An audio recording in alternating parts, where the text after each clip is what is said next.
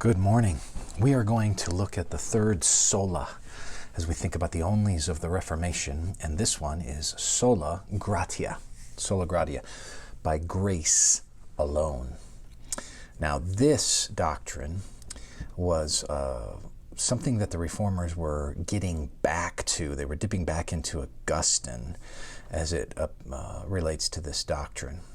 In the intervening time between Augustine and the Reformation, there had glommed onto the church a sacramentalism.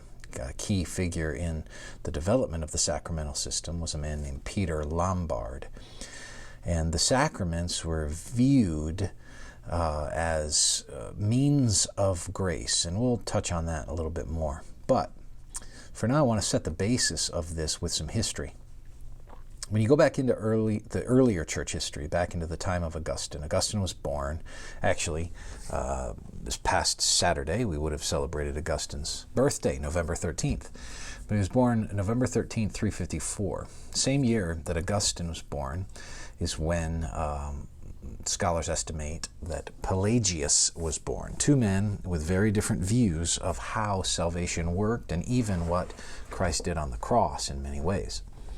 So for Pelagius, he was a precursor to what became known later on as a moral example theory.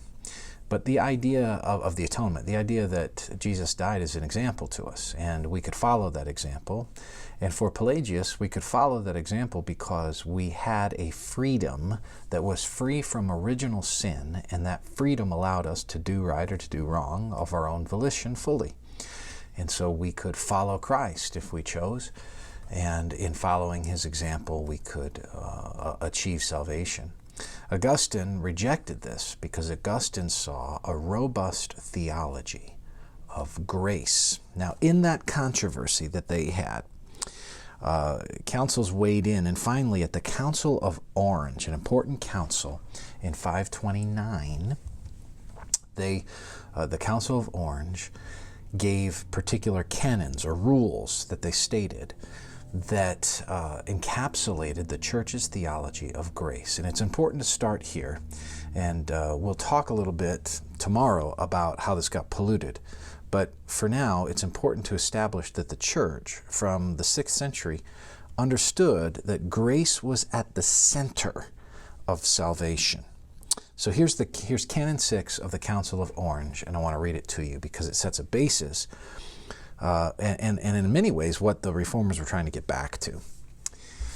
If anyone says that God has mercy upon us apart from his grace, we believe, will, desire, strive, labor, pray, watch, study, seek, ask, or knock, but does not confess that it is by the infusion and inspiration of the Holy Spirit within us that we have the faith, the will, or the strength to do all these things as we ought, or if anyone makes the assistance of grace depend on the humility or obedience of man, and does not agree that it is a gift of grace itself that we are obedient and humble, he contradicts the apostle, who says, "What have you that you did not receive?" from 1 Corinthians 4:7, and "But by the grace of God I am what I am," 1 Corinthians 15:10. This is responding to the development of what was known as semi-Pelagianism. And that's what's addressed in that statement. If anyone makes the assistance of grace depend on the humility or obedience of man, and does not agree that it's a gift of grace itself, that we are obedient and humble, he contradicts the apostle. Pelagius said, you know what, grace isn't necessary. It might come alongside you, but it's not necessary. The semi-Pelagian said, well, wait, grace is reactive to your humble posture, and God will give you grace. So what I want to show you in the ensuing days is the primacy of grace that the Reformers were coming back to.